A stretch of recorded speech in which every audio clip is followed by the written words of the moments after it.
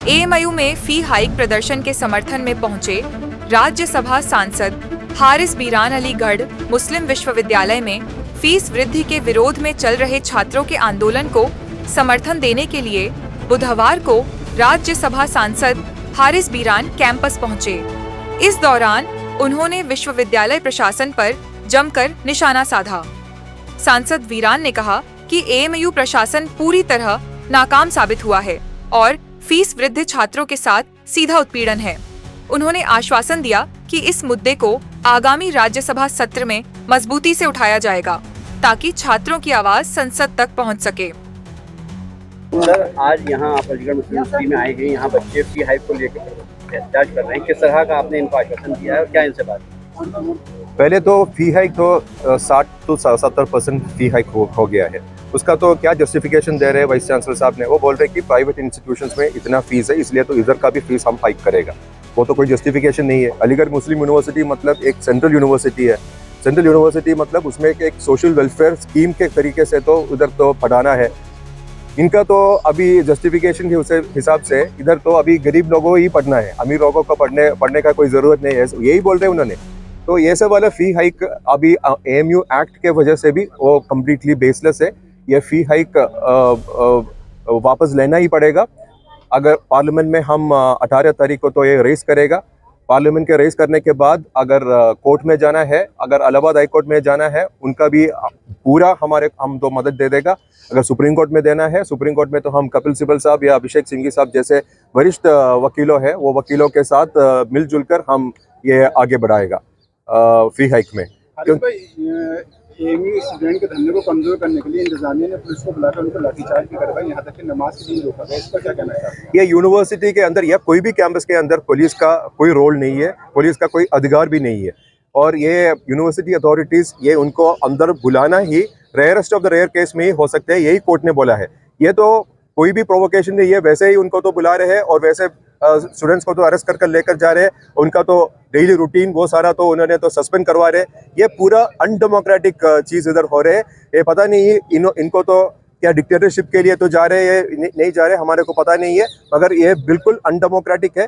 ये सारा चीज़ तो अगर रोल बैक नहीं करेगा तो फिर आंदोलन ही चलना पड़ेगा या कोर्ट में जाना पड़ेगा। आपने अपनी स्पीच में एक बात कही थी कि जो मौजूदा सरकार है, सेंट्रल गवर्नमेंट, वो लगातार शिक्षा विरोधी काम कर रही है और इस तरह से फीस हाइक हो रही है। वो शिक्षा को अलग तरीके से ले जाना चाहती है, प्राइवेटाइजेशन करना चाहती है। तो क्या कहना? नहीं, मैं गवर्नमेंट के बारे में कुछ नहीं बोला। मैं अपना यूनिवर्सिटी एडमिनिस्ट्रेशन के बारे में बोला था। यूनिवर्सिटी एडमिनिस्ट्रेशन ने प्राइवेटाइज करने का एक पहला स्टेप जैसे हमारे को लग रहा है।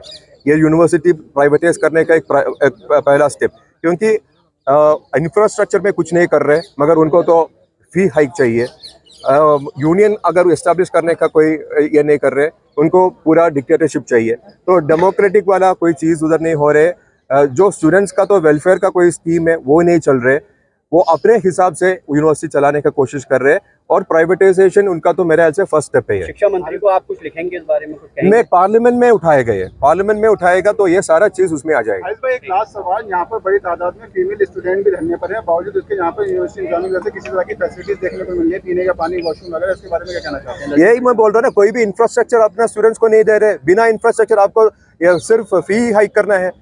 इंफ्रास्ट्रक्चर इतना बड़ा यूनिवर्सिटी है, इतना अच्छा इंफ्रास्ट्रक्चर था, उन्होंने तो इंफ्रास्ट्रक्चर मेंटेन भी नहीं कर रहे। इसलिए मैं बोल रहा हूँ ये एडमिनिस्ट्रेशन टोटल फेलियर है इधर का। और अलीगढ़ मुस्लिम यूनिवर्सिटी के तलबा और यूनिवर्सिटी के वर्ल्ड वाइज भी आप सभी लोग देख रहे होंगे सोशल मीडिया पे कि अलीगढ़ यूनिवर्सिटी के अंदर एक प्रोटेस्ट चल रहा है। उस सिलसिले में मैं कुछ चीज़ें क्लैरिफाई करना चाहता हूँ ताकि आप सभी लोगों के जहन में जो चीज़ें चल रही हैं वो पूरी तरीके से साफ हो जाए। बात यह है कि अभी 6-7 दिन पहले जैसे ये बात कुछ लड़कों ने आकर के बाब सैयद पे रेज किया कि यूनिवर्सिटी ने तमाम कोर्सेज में फ़ी बहुत ज़्यादा बढ़ा दिया है। उसको लेकर के जब लड़के आए तो फ़ौरन मैं बाब सैयद में खुद अपनी टीम के साथ पहुंचा और उन बच्चों से बातचीत हुई। इसके बाद में हमने उनसे उनकी बात, यूनिवर्सिटी के जो कंट्रोलर हैं, जो कि वहीं से फीस उसका मामला हुआ था, उनसे हमने मुलाकात कराई और उन बच्चों ने बात किया। इसके बाद में फिर बीच में संडे आ गया, उसके बाद में मंडे को फिर इकट्ठा हुए और उसके बाद में फिर हमने इनकी मुलाकात दूसरी यूनिवर्सिटी की जो ओहदेदारान हैं जो इन सब चीज़ों से जुड़े हुए हैं उनके साथ उनकी मुलाकात और बैठक कराई। इसके बाद में फाइनली हमने यूनिवर्सिटी के वाइस चांसलर साहिबा से भी इनकी मुलाकात कराई। तमाम चीज़ों को डिटेल में डिस्कस किया यूनिवर्सिटी अथॉरिटीज़ के साथ में।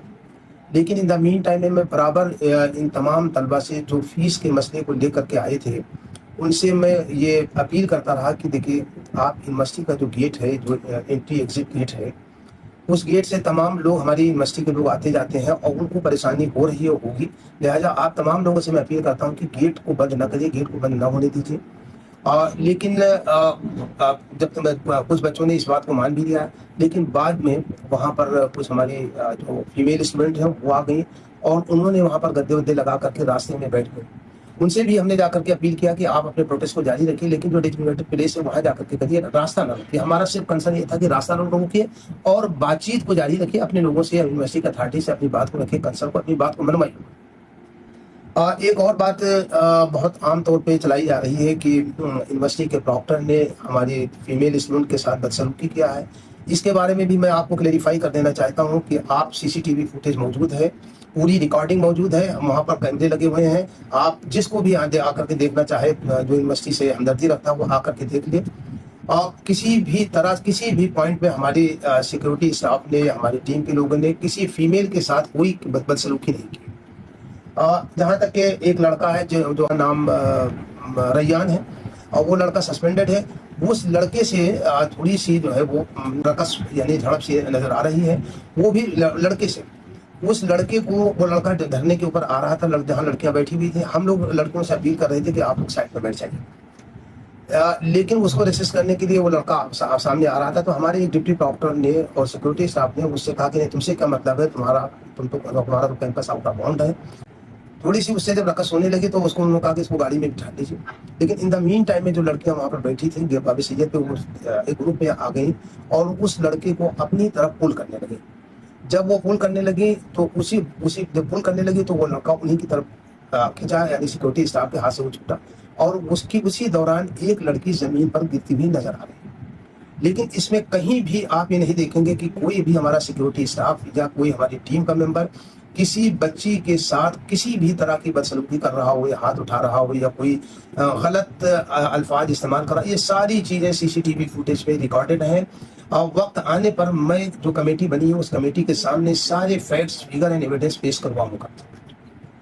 और ये बिल्कुल मैंने वहां पर धरने पे भी जाकर के ये ऐलान किया था जब बात हो रही थी कि इसकी एक फेयर, इंडिपेंडेंट, ट्रांसपेरेंट इंक्वायरी हो और उस इंक्वायरी में जो भी मुलजिम करार दिया जाए, जो भी जिसके खिलाफ आरोप एस्टेब्लिश प्रूफ होंगे, डेफिनेटली उसके खिलाफ यूनिवर्सिटी के रूल्स रेगुलेशन के खिलाफ कार्रवाई होनी चाहिए और होगी, चाहे वो इस साइड का कोई हो, चाहे उस साइड का हो, जो भी है।